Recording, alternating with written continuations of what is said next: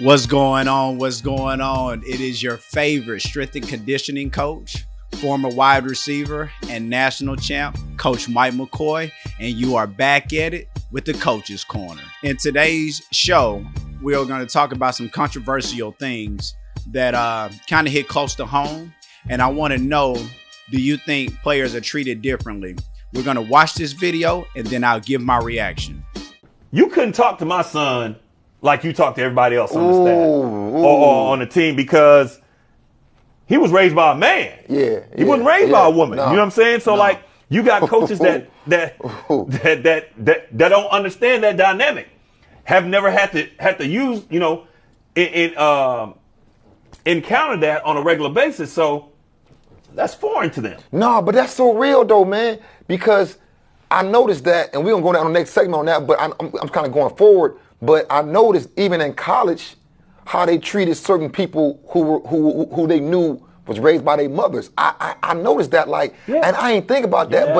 But that's real because these high school coaches will treat your son different if he knows the father's in the house.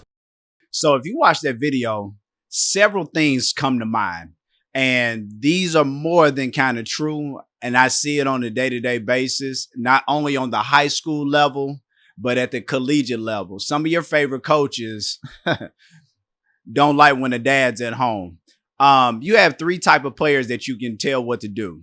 You have some that are blue-collar workers, some that need motivating, and then you got some that you got to light into them a little bit. But I can say most of the kids that grow up with the father in the home, they tend to be blue collar workers. They tend to, and coaches just can't handle these kids any type of way. And you have to understand a power construct. When a man's in the house, you can't just handle him any type of way. I'm gonna give a brief story. I had a major university coach call me up and asked me, he was inquiring about a particular kid. And the first question he asked me was, how's his living situation? And I was like, excuse me. He was like, is a father in the house? I was taken back a little bit because the next question was, I was like, well, why does that matter? The next question was, how much?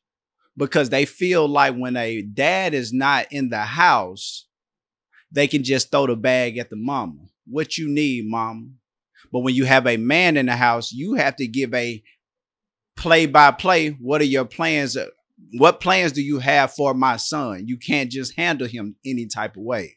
So my reaction to that is very much true. And I'm going to tell you like this. Some of your favorite coaches that you watch day in, day out how do I put it? They are guilty of this. Because when a man's in the house, they do tend to treat the kids differently. So that's even on every level. That's from high school, middle school, high school, all the way up to college level.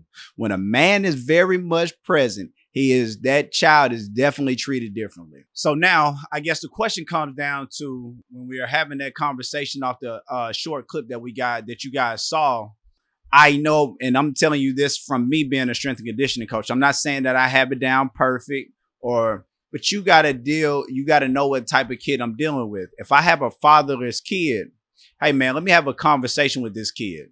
Let me talk to him. Let me not talk at him. There is a blatant difference.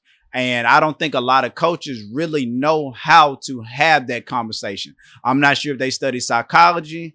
I don't know if they've been on the end. I've been on both sides. I grew up with my parents split, but I grew up, my dad was a very much active father. And I had great examples. So you could not just handle me any type of way.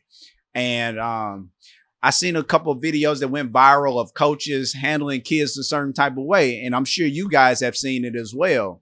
And I read through the comments, it's like, man, this generation getting soft, this and that. Man, let me tell you something. I've been playing football. I played football my entire life. I don't mind you chastising a kid and grabbing his face mask and lighting it to him.